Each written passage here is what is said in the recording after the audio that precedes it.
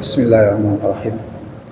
Assalamualaikum warahmatullahi wabarakatuh. Innal hamdalillah nahmaduhu wa nasta'inuhu wa nastaghfiruh wa na'udzu billahi min shururi anfusina wa min sayyiati a'malina. May yahdihillahu fala mudilla lahu wa may yudlil fala hadiya lahu. Asyhadu an la ilaha illallah wa asyhadu anna Muhammadan abduhu wa rasuluh. Allahumma sholli ala nabiyyina Muhammad wa ala alihi wa ashabihi ajma'in. Amma ba'd. Ringan langkah kaki kita menuju tempat yang sangat mulia ini, tentu dengan niat ibadah kepada Allah Subhanahu wa taala. Tentu dengan niat ibadah kita itu mudah-mudahan Allah terima segala amalan-amalan ibadah kita yang telah kita kerjakan dan yang akan kita kerjakan. Mudah-mudahan semuanya mendapat ridho dari Allah Subhanahu wa taala. Sehat kita itu berarti merupakan karunia nikmat yang Allah curahkan kepada kita. Dan di antara nikmat Allah yang sangat terbesar itu adalah nikmat Islam dan iman. Karena dua ini yang akan menyelamatkan hidup kita di dunia dan tentunya hidup kita kelak di akhirat. Salawat dan salam tidak lupa kita haturkan kepada junjungan Nabi kita Muhammad sallallahu alaihi wasallam serta keluarga dan sahabat-sahabat beliau. Bapak jamaah sholat maghrib mengisi kajian pada ba'da maghrib ini mengingatkan kembali kepada kita, mudah-mudahan dengan apa yang akan kita kaji pada malam hari ini meneguhkan kita lagi tentang apa yang sudah kita lakukan, dan yang belum mudah-mudahan bisa untuk diamalkan. Itu diantaranya adalah surat Al-Baqarah ayat 255. Udah tahu Pak ya? Al-Baqarah 255 itu lebih dikenal dengan sebutan ayat kursi. Itu orang-orang tua kita dahulu karena mengetahui begitu dahsyatnya bacaan atau ayat kursi itu sampai-sampai ayat kursi itu ditempel di mana-mana, ditempel di rumah atau ruang tamunya diperindah dengan bacaan atau bingkai ayat kursi. Bahkan ada yang dijadikan lagi untuk menjaga-jaga diri. Sampai-sampai kemudian ditulis ataupun tulisan ayat kursi itu dilipat-lipat dimasukkan ke dalam dompet. Ada yang begitu. Ada yang sampai kemudian ayat kursi itu ditaruh lagi, ditempel lagi di atas setiap pintu rumah, pintu kamar biasanya atau pintu utama. Nah, ditempel tuh. Itulah dasarnya ayat kursi itu. Itu pemahaman orang-orang tua kita dahulu. Maka semakin kesini kita semakin banyak belajar banyak ayat-ayat Al-Quran maupun hadis Nabi, tentu itulah yang harus kita amalkan. Maka Bapak jamaah sholat maghrib, tentu ayat Al-Quran itu kan dia itu didengar bagi kita, ada orang yang membaca saja. Makanya kalau kita pergi ke majelis ilmu atau majelis taklim, ustadznya membaca satu ayat saja, nah, itu dibacakan saja, kita mendengar, kita udah dapat rahmat di situ. Nah, apalagi yang membacanya, maka tidak ada ruginya kan yang namanya majelis itu. Mendengarkan saja kita satu ayat yang dibacakan oleh guru kita, itu rahmat insya Allah akan tercurahkan kepada kita. Maka ayat kursi itu harus dibaca. Alhamdulillah kalau kita sudah hafal. Yang terbaik itu kan kita hafal, karena kan kita amalkan. Bukan berarti di rumah dipajang gede-gede ayat kursi itu kemudian setan itu akan takut. Tidak. ditaruh Al-Quran gede-gede dipajang di rumah, Al-Quran itu akan takut? Tidak. Nah, justru kan nawiru buyutukum, itu kan sinarilah cahaya rumahmu itu, atau sinarilah rumah itu dengan cahaya bacaan Al-Quran. Nah, artinya apa? Setiap bacaan Al-Quran itu yang kita baca di rumah itu, rumah kita itu bersinar karena bacaannya. Dan kemudian dengan sholat. Nah, tapi yang dimaksud dengan sholat di sini adalah sholat sunnah. Maka rumah itu akan bercahaya. Nah, rumah yang bercahaya itulah rumah yang di dalamnya itu penuh. Nah, penuh dengan penghuninya yang sering melafalkan ayat-ayat Al-Quran. Baik itu bacaan Al-Qurannya ataupun hafalannya. Nah, bukan berarti banyak tempelan-tempelan ayat kursinya. Enggak.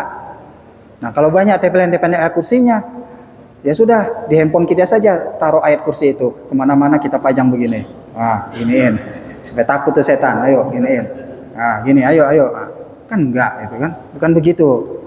Nah, jadi bacaannya, maka kita dalam keadaan takut, itu kekuatan kita itu muncul tuh dikarenakan kita membaca ayat kursi itu diantaranya. Jadi bukan berarti, itu kan ada riwayatnya tuh kan, bagaimana iblis itu atau setan itu membuka rahasia dia. Dibukanya rahasia dia, ketakutan dia dengan manusia itu. Takutnya rupanya dengan bacaan itu. Banyak baca itu. Nah, maka Bapak, ayat kursi, alhamdulillah kalau kita sudah hafal, itu lebih baik tinggal diamalkan. Nah, maka malam ini kita setidaknya ingin mengetahui itu. Kapan waktu-waktu yang memang dianjurkan oleh Rasulullah untuk membaca ayat kursi. Setidaknya nanti ada tiga waktu yang dianjurkan oleh Rasulullah. Artinya ini waktu yang paling afdol nih, kita membaca ayat kursi ini. Lalu nanti keutamaannya. Nah, yang pertama itu, bacalah ayat kursi itu dimulai di waktu zikir pagi dan petang. Nah, jadi di antara bacaan-bacaan zikir kita di waktu pagi dan petang itu kan di dalamnya itu ada bacaan ayat kursi. Maka baca itu di waktu pagi dan petang. Kapan waktu pagi itu? Nah, waktu pagi itu ulama mengatakan di sini, ini jumhur ya, mereka sepakat bahwa waktu awal zikir pagi itu dimulai dari ba'da sholat subuh atau ba'da subuh hingga terbitnya matahari, berarti suruk gitu kan. Nah, itu dibaca tuh ayat kursi itu waktu yang paling utama. Nah, lalu kemudian yang waktu zikir pada waktu petang itu dimulai dari ba'da sholat asar atau sholat asar atau waktu ba'da asar sampai dengan tenggelamnya matahari, waktu menjelang waktu maghrib. Ya. Kenapa kita dianjurkan oleh Rasulullah untuk membaca zikir di waktu pagi dan petang, diantaranya adalah ayat kursi? Itu kita bisa melihat dalilnya di dalam Al-Quran surat Al-Ahzab ayat 42. Di situ disebutkan waktunya. Wasabbihu bukrata wa asyilah. Wasabbihu, bertasbihlah kepadanya, bukrata di waktu pagi, wa asyilah, dan di waktu petang. Nah, jadi jelas waktunya, di waktu pagi dan di waktu petang. Baca ayat kursi itu. Allahu la ilaha illa huwal hayyul qayyum la ta'khudhuhu sinatun wa la naum lahu ma fis samawati wa ma fil ardh man zalladzi yashfa'u indahu illa bi'iznihi ya'lamu ma baina aydihim wa ma khalfahum ولا يحيطون بشيء من علمه إلا بما شاء وسع كرسيه السماوات والأرض ولا يؤوده حفظهما وهو العلي العظيم. Nah, tuh. Allah tidak ada Tuhan yang berhak disembah melainkan Dia yang hidup kekal lagi terus-menerus mengurus makhluknya, tidak mengantuk dan tidak tidur.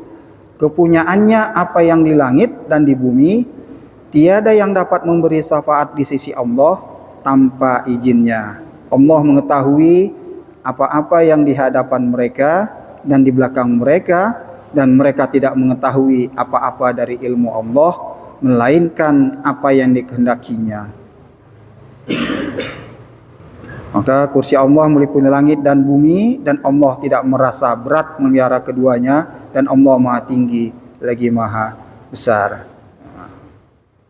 Nah, ayat ini kita baca di antara bacaan-bacaan zikir kita di waktu pagi dan petang.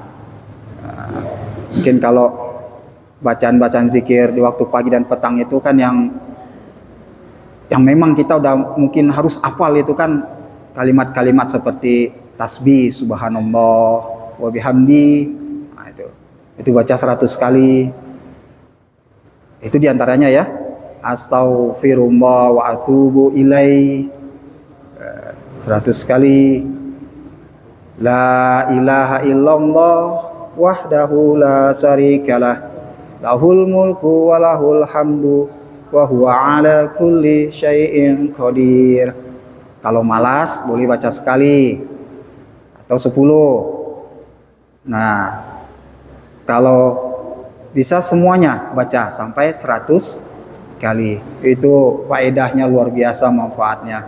Sampai-sampai dosa kita itu terhapus yang begitu banyak hanya dengan karena kita membaca di antara zikir-zikir ini tadi. Itu.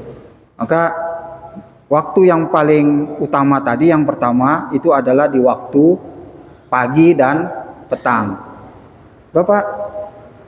Bapak sekalian, jadikan ini menjadi rutinitas kita setiap pagi dan petang, Pak.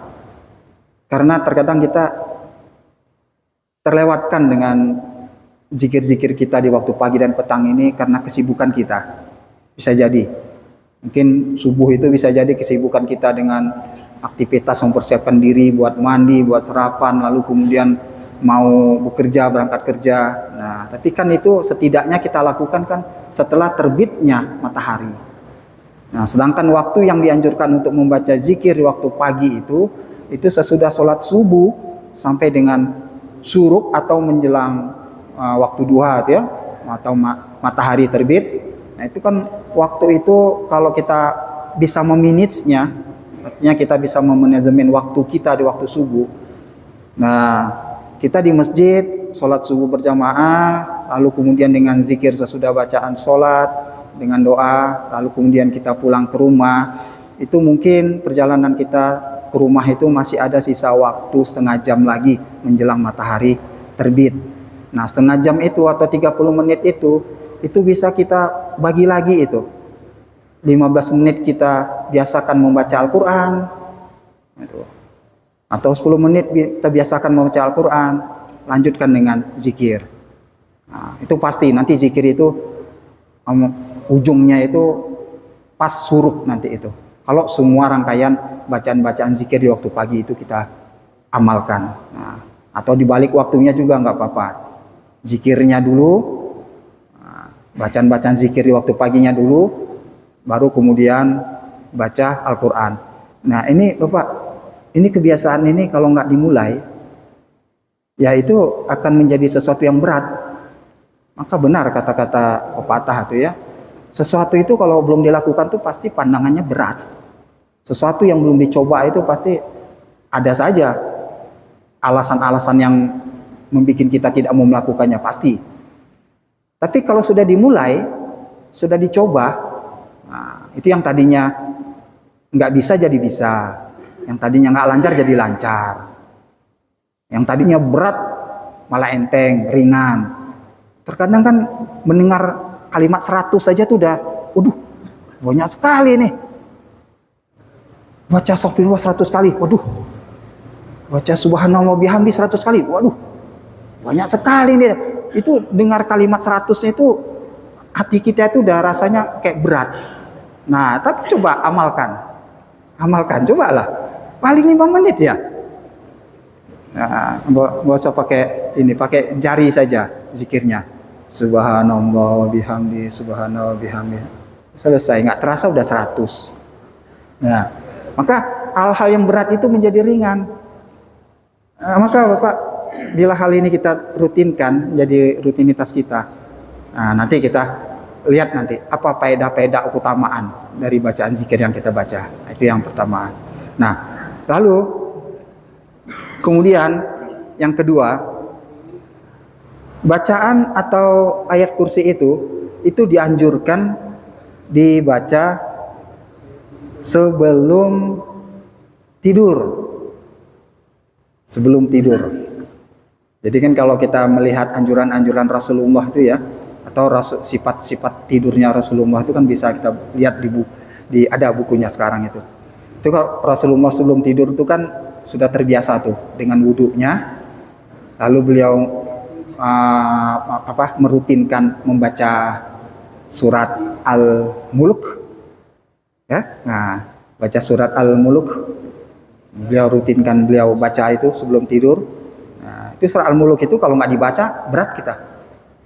Kalau kita artinya belum kita biasakan, aduh panjang sekali nih, mau tidur udah ngantuk, suruh mau baca ini lagi, pasti berat. Tapi kalau dibiasakan, nggak terasa Pak, nggak terasa. Jangan-jangan kalau itu dirutinkan baca sebulan full, 2 bulan full, 3 bulan full, masuk 4 bulan ya tiba-tiba hafal kita, karena terbiasa membacanya itu sebelum tidur. Nah, kenapa Rasulullah itu menganjurkan kita sering membaca surat Al-Mulk itu sebelum tidur itu? Nah, karena surat ini nanti akan menjadi penjaga kita nanti di alam barzah, di alam kubur, yang akan menemani kita, yang akan menjauhkan kita di alam barzah dan kubur itu dari azab kubur. Nah, itu faedah keutamaan. Faedah keutamaan orang yang merutinkan membaca surat Al-Mulk sebelum tidur. Nah, lalu kemudian Rasulullah itu menuju ke pembaringannya mau tidur. Nah, itu beliau selalu menghadap ke kiblat atau menghadap ke arah Ka'bah. Artinya apa? Rusuk yang sebelah kanan ini miring gitu ya, berhadapan ke Ka'bah. Ini seperti umpamanya nih, ini kiblat ya. Berarti kepala kita itu, wajah kita tuh ngadap ke sana. Boleh kepalanya di sebelah kiri atau kepala sebelah kanan menghadap ke Ka'bah. Nah, tapi yang menurut kesehatan katanya lebih banyak itu yang kanan ini. Yang kanan ini yang di bawah itu. Maka banyak yang sering dianjurkan tuh, kan agak susah kita tidur seperti itu, maka kita menggenggam guling. Genggam gulingnya sambil menghadap ke Ka'bah. Nah, itu kan sunnah-sunnahnya Nabi itu tidur tuh kan. Tuh. Lalu kemudian beliau membaca doa mau tidur. Nah, diantaranya itu beliau bacalah ayat kursi ini. Beliau baca ayat kursi ini. Nah, kenapa? Ternyata rupanya ayat kursi ini itu mudah-mudahan disebutkan di situ dalam riwayat itu melindungi ruh kita. Melindungi ruh kita. Jadi kalau buka Al-Qur'an dalam surat Az-Zumar ayat 60 apa 62 itu ya. Nah, itu disebutkan di situ. Itu orang yang tidur itu kan diantara hidup dan mati. Nah, ruhnya terlepas dari jasadnya, tapi ruhnya tidak digenggam Allah. Nah, karena kalau ruh yang sudah digenggam Allah, berarti ruh itu sudah kembali ke tempatnya. Itu wafat, meninggal ya. Allahu yatawaffal anfusa hina mautiha. Nah, itu dalam surat Az-Zumar tuh. Nah, jadi orang dalam keadaan tidur itu ruhnya itu terlepas dari jasadnya, tapi tidak digenggam Allah, dan dia ada di sekitar jasadnya itu. Itu banyak beberapa ahli tafsir menafsirkan seperti itu. Maka disitulah perlu ruh itu dilindungi dari hal-hal perkara yang jelek, dari yang gaib, yang tidak nampak. Karena yang gaib itu jin yang kafir, setan, itu semua di situ. Nah, maka ada beberapa ulama lagi suka mengaitkan masalah ini. Itu bagaimana ada orang yang mimpinya itu bertemu dengan orang-orang yang sudah meninggal. Nah, meninggal. Sehingga kemudian ada ulama yang mengatakan, ya itu, yang meninggal itu ruhnya sedang bertemu dengan ruhmu. Itu artinya ruh itu kan ada perkara gaib, Pak, ya. Kita pun nggak pernah merasakan. Tapi ulama tuh menafsirkan seakan-akan itu seperti itu, karena hampir semua manusia itu mengalami mimpi, dan mimpinya itu hanya dua. Kalau nggak mimpi buruk, mimpi baik. Sehingga kemudian dalam hadis-hadis Rasulullah itu banyak sekali itu petunjuk-petunjuk Rasulullah berkenaan dengan mimpi baik dan mimpi buruk, apa yang harus dilakukan dan apa yang tidak harus dilakukan. Nah, itu karena semua manusia mengalami mimpi baik dan mimpi buruk. Nah, itu terjadi kapan? Ya terjadinya itu karena tidurnya itu membuat dia mimpi. Ruhnya itu sedang ada di antara langit dan bumi. Jadi bukan kembali ke tempat asalnya. Jadi kalau Allah sudah menggenggam ruhnya, itu berarti orang itu wafat, meninggal. Ya, tapi ini yang dimatikan ini adalah jasadnya, ruhnya ada di sekitar jasadnya. Itu orang yang tidur. Maka lindungilah ruh itu dengan bacaan, diantaranya itu doa tadi dan bacaan atau ayat kursi itu tadi, lindungi. Nah, karena Bapak, Ibu, orang yang mimpi buruk itu sudah pasti sumbernya itu adalah dari setan. Pasti. Nah, kadang mungkin gini, Pak. Mungkin pernah merasakan juga ya. Hari ini kita mengalami kejadian. Hari ini umpamanya. Atau kita pernah mengalami kejadian. Taruhlah hari ini. Lalu kemudian langsung terkonek ke kita kan. Ini sepertinya sama dengan mimpi saya kemarin ini. Gitu kan? Kayaknya saya kemarin apa 2 hari yang lalu mimpi seperti ini. Nah gitu. Nah Bapak Ibu, itulah berita. Itu berita. Jadi berita dari langit itu ada yang dicuri oleh jin, ada yang dicuri oleh setan, yang bisa sampai terdengar ke ruh kita, ada. Sehingga masuk ke dalam mimpi. Jadi takdir Allah itu kan seperti itu, sudah ada ditakdirkan manusia itu seperti ini. Maka itu berita-berita di langit itu ketika dibawa oleh para malaikat, itu yang mencuri itu adalah setan atau jin. Setan atau jin itu mencuri berita yang dibawa oleh para malaikat itu. Untuk apa yang akan terjadi kepada manusia itu apa? Itu setan mencuri. Maka Bapak, Ibu, ya kita hanya mendengar ya atau melihat. Ya mudah-mudahan itu salah. Kebanyakan tuh orang kalau mendatangin paranormal itu, lalu kemudian paranormal itu menyebutkan seperti ini. Lalu kemudian orang itu mengiyakan.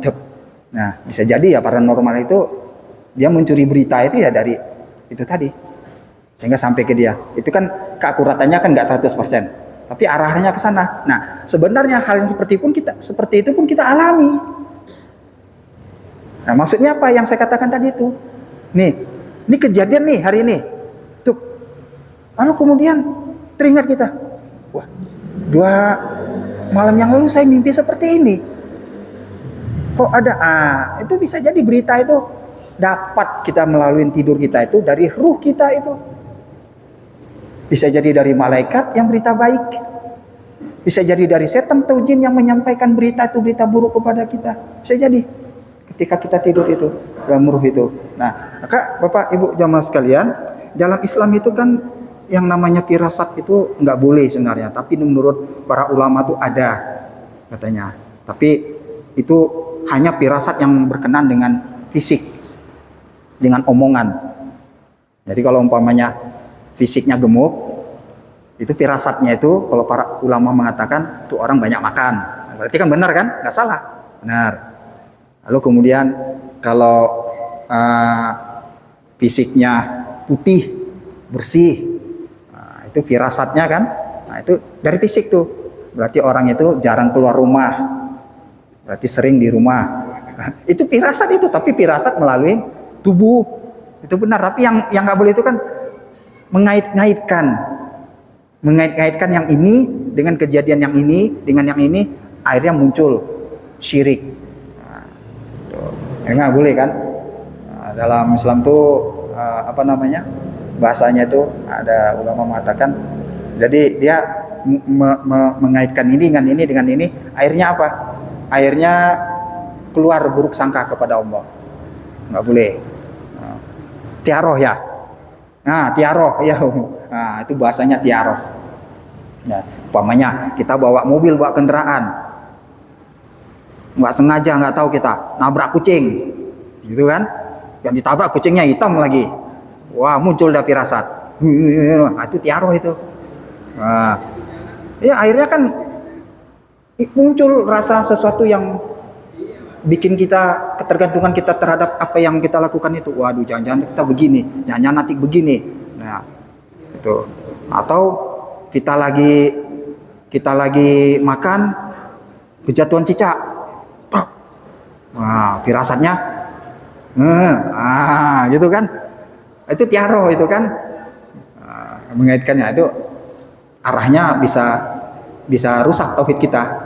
Itu nggak boleh itu. Yang hal-hal seperti itu kan orang-orang dulu kita ya. Kalaupun ada itu mungkin kebetulan. Ya, betul nggak Pak? Kebetulan. Mungkin kalau orang tua kita kan dulu gini. Mungkin karena rumahnya sepi banget, rumah nggak ada yang datang, tiba yang datang kupu-kupu, gitu kan? Langsung tiba-tiba, wah ntar lagi nih ada tamu di rumah kita nih. Benar rupanya ada tamu di rumahnya. Mungkin kebenaran, kebetulan, kan gitu kan? Nah, sehingga kemudian dikaitkan lah. Setiap rumah yang ada kupu-kupunya pasti nanti ada tamu, gitu. Itu kan tiaroh itu Pak, mengaitkan itu. Mungkin kalau benar terjadi ya kebetulan. Nah, jadi kalau tiaroh tuh mengaitkannya dengan makhluk yang lain atau dengan benda yang lain, nggak boleh. Nah, tapi kalau ulama mengatakan firasat itu tuh ada di kita, maksudnya di tubuh manusia itu. Nah, itu boleh. Umpamanya orang tuh gemuk, firasatnya ya orang itu kuat makan. Nah, itu aja. Dia putih bersih, umpamanya ya. Nah, itu firasatnya itu boleh kita berfirasat. Itu orang jarang keluar rumah, jarang kena matahari. Itu yang dibolehkan, nggak mengaitkannya dengan kemana-mana. Jangan sampai dikaitkan nanti badannya putih karena, kan? Itu yang benar. Jadi begitu Pak. Itu firasat. Jadi nggak dikaitkan dengan benda sesuatu, dengan kejadian sesuatu, dengan makhluk sesuatu, nggak boleh. Ujung-ujungnya nanti bisa jadi tiaroh. Nah, Bapak Ibu kembali lagi. Nah ini Pak. Jadi yang ayat kursi tadi, sebelum tidur baca. Sebelum tidur baca. Nah, lalu kemudian ketika kita membaca ayat kursi itu kan berarti bahasanya apa? Bahasanya kita sedang mengundang malaikat. Mengundang malaikat agar menjaga kita dan menjaga ruh kita. Karena ini ada di dalam riwayat disebutkan. Ketika kita keluar rumah, disebutkan di sini, ketika kita keluar rumahnya kita itu kita barengin dengan membaca ayat kursi, itu ada 7.000 malaikat yang akan menjaga dirimu. Ini dalam hadis Nabi ini, hadis riwayat Ahmad ini. Nah, ini sebutkan nih. Itu jadi bahasanya itu kita mengundang malaikat untuk menjaga kita hanya dengan bacaan ayat kursi.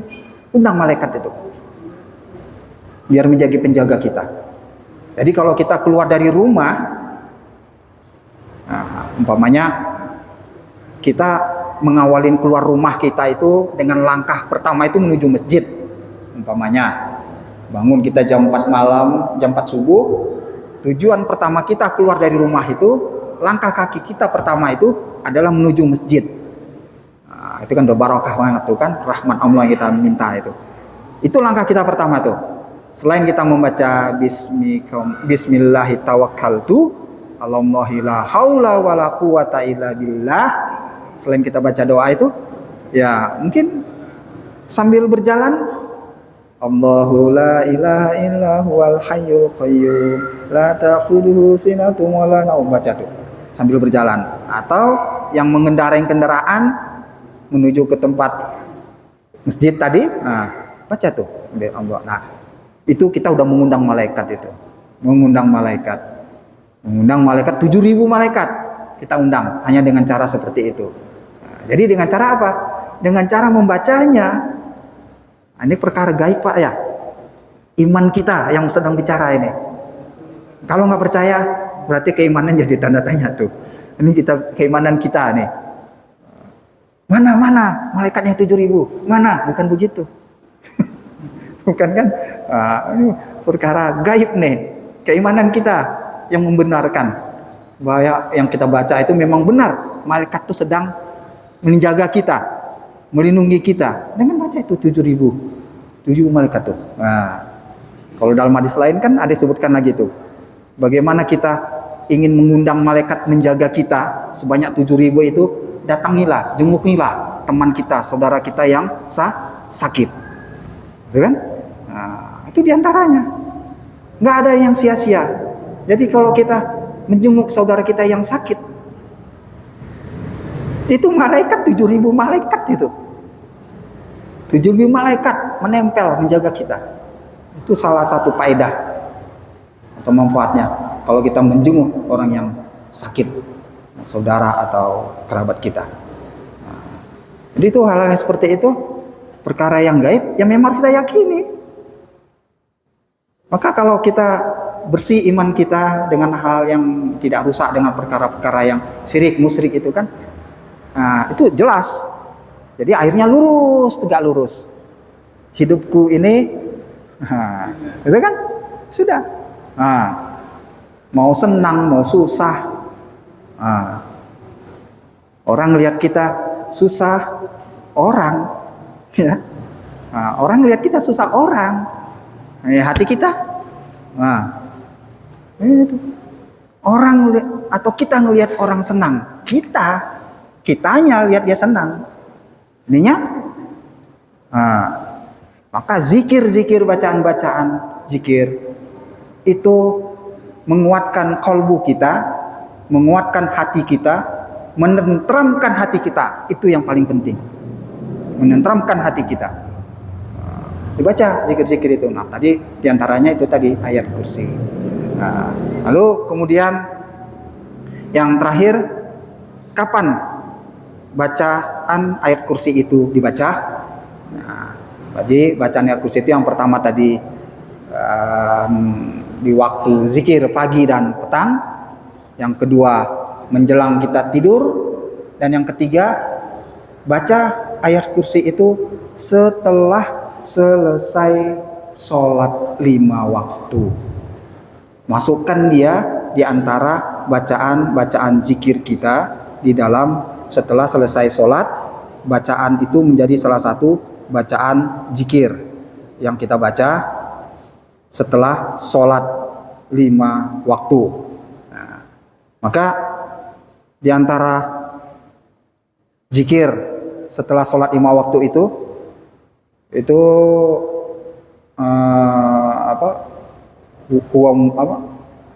bacaan yang biasa dibaca ya, la ilaha illallah wahdahu la syarikalah. Nah, itu banyak versinya kan, ada 2 atau 3 versi itu. La ilaha illallah wahdahu la syarikalah lahul mulku walahul hamdu wa huwa ala kulli syai'in qadir. Nah, ada yang la ilaha illallah wahdahu la syarikalah lahul mulku walahul hamdu yuhyi wa yumitu wa huwa ala qahatu. Ada versinya lagi seperti itu, silakan. Nah, setidaknya seingat saya ada 3 itu. Silakan yang mana sering diamalkan. Nah, itu. Lalu kemudian Allahumma antas salam, teruslah baca itu semua zikirnya.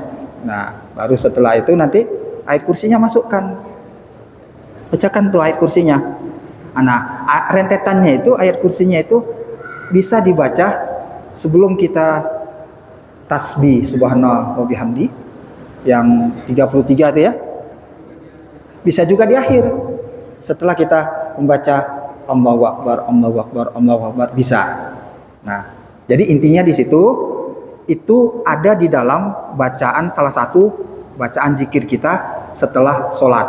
Baca ini ayat kursi ini, Allahu la ilaha illa wal hayyul qayyum. Nah, mudah-mudahan hafal kita tuh kan baca itu. Baca. Nah, apa faedahnya?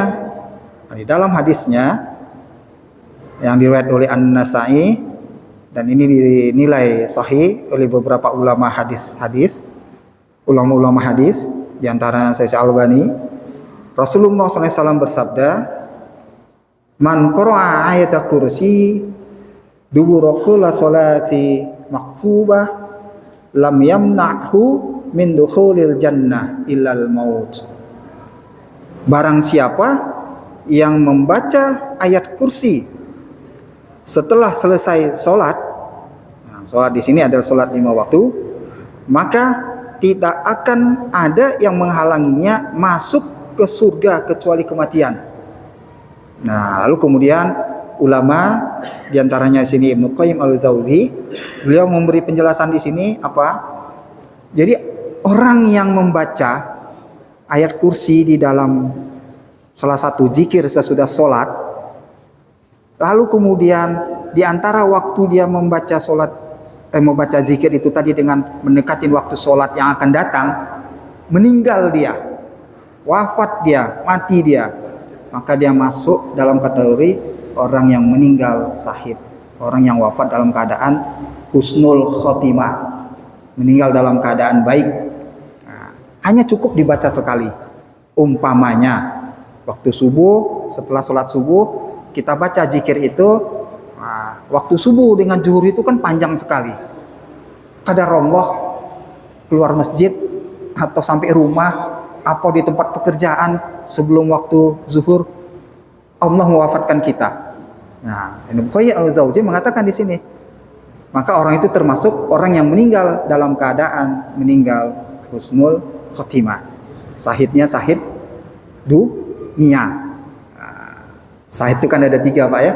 Sahid dunia, sahid akhirat, sahid dunia akhirat. Ini sahid dunia. Sahid dunia itu kan termasuk diantaranya orang yang meninggal dalam keadaan sakit. Sakit ini sini spesifik loh. Sakit perut ya. Dalam hadis Nabi itu jelas disebutkan tuh. Nggak tahu tuh apa penjelasannya tuh. Banyak penjelasan ulama itu. Kenapa orang yang begitu bisa diganjar dengan pahala sahid dunia. Orang yang mati tenggelam masuk dia sahid dunia. Orang yang mati terbakar sahid dunia. Nah, karena tidak ada orang yang terkena api itu lalu dia diamkan dirinya untuk dibakar api, tidak. Nah, cuman kadang manusia ini kalau sedang ada kebakaran tuh panik, larinya salah gitu kan. Kebanyakan kalau rumah kebakaran itu paniknya itu larinya ke kamar mandi. Mungkin dikiranya kamar mandi dingin gitu. Padahal kamar mandi itu terkurung, nggak bisa keluar itu kan. Jalan yang paling utama itu kan sebenarnya cari pintu keluar gitu kan. Tapi rata-rata kan kebanyakan kalau kita baca-baca berita tuh yang mati kebakaran karena rumahnya kebakar itu dapat jenazahnya atau abunya atau tulangnya yang sudah kebakar tuh ada di kamar mandi itu biasanya. Kebanyakan seperti itu. Nah, ini kan perlu apa kita ya, edukasi. Perlu edukasi, ternyata memang kalau hal seperti itu paniknya nggak seperti itu. Karena panas itu kan dilawan dengan dingin pikirannya. Tempat yang dingin itu ada di kamar mandi, banyak air, lari ke sana. Nah, itu kan ininya kan harus dirubah ya. Sebenarnya bukan seperti itu. Nah, itu. Lalu kemudian yang mati tenggelam itu kan sahid dunia. Tidak ada orang yang sedang ada tenggelam di laut atau di air itu dia diam saja, tidak. Pasti dia akan berusaha untuk berenang walaupun dia tidak bisa berenang. Dia ingin meraih atau menggapai apapun agar dia selamat. Nah, itulah orang seperti itu diganjar dengan sahid dunia. Nah, walaupun orang itu bisa berenang pun pasti dia akan meraih mana nih Umpamanya tenggelam di tengah lautan. Tengah lautan tuh luas, pulau berkilo-kilo jaraknya, tapi masih tetap berusaha ini. Sampai nggak dapat pulau itu pun meninggal lahirnya. Nah, itu syahid dunia. Itu Bapak, ini yang dapat kami sampaikan ini. Ini mudah-mudahan mengingatkan kita kembali, Pak. Kita ayat kursi itu bukanlah surat Al-Baqarah di halaman 255 itu bukanlah merupakan ayat sembarangan. Ternyata ayat itu merupakan ayat yang memang penuh di dalamnya itu hal-hal yang banyak memberikan dampak yang positif kepada kita, terutama di dalam hal perkara-perkara yang gaib di dalam ayat kursi ini. Maka waktu yang 3 tadi itu harus kita ingat. Di waktu yang 3 itu tadi, jadikan ini menjadi amalan-amalan kita. Kalau yang belum, ya cobalah biasakan, Pak ya. Karena gampang, nggak sulit gitu kan.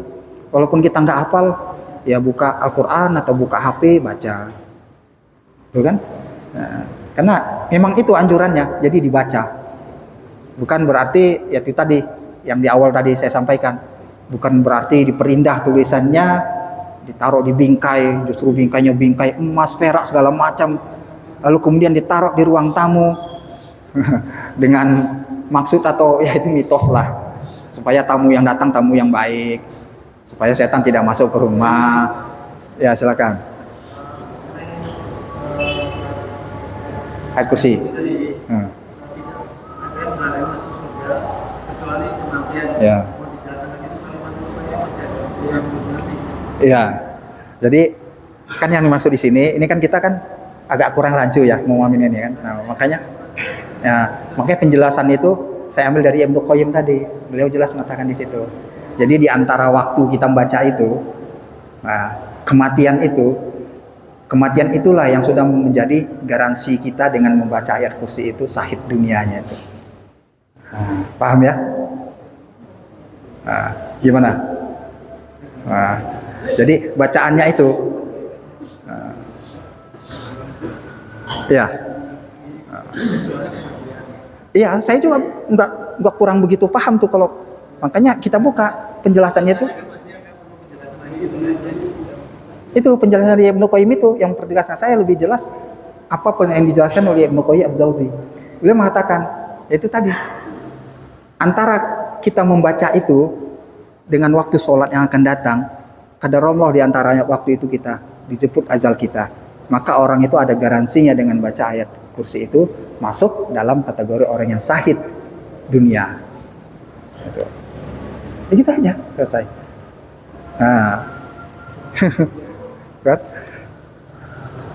Nah, ini kan barang siapa yang membaca ayat kursi setelah selesai sholat, maka tidak akan ada yang menghalanginya masuk ke surga kecuali kematian.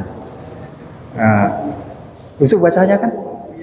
Iya, bahasanya kan? Kan harusnya dia mati dulu, kan gitu kan? Mati dulu dia baru masuk surga. Nah artinya kan selama waktu itu, dari waktu yang dia baca sampai waktu itu, nah ini di luar konteks Ibnu Qayyim ya, pemahaman saya. Itu arah kita itu ke surga. Arah hidup kita itu ke surga.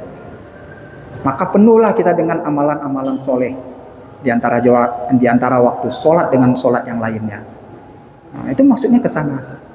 Kalau saya memahaminya. Artinya kan orang yang seperti itu ketika wafat dia dijemput azalnya, ya sudah pasti orang itu meninggal dalam keadaan husnul khotimah, kan gitu. Nah, ini kan artinya dibalik. Ini umpamanya, kalau dibalik, masa sudah baca ayat kursi di waktu subuh, antara subuh dan zuhur main judi, mabuk-mabukan, apa gunanya dia baca ayat kursi? Kan gitu. Gitu. Jadi bukan berarti orang bermaksiat lalu dia membaca ayat kursi, dia aman-aman aja, enggak. Lalu kemudian setelah dia baca ayat kursi, dia aman-aman aja, main judi, enggak begitu. Nah gitu Pak, kira-kira. Ya, makasih Mudah-mudahan ini bermanfaat bagi kita semua. Lebih kurang kami mohon maaf. Subhanakallahumma wa bihamdika astaghfiruka wa atubu ilaik. Assalamualaikum warahmatullahi wabarakatuh.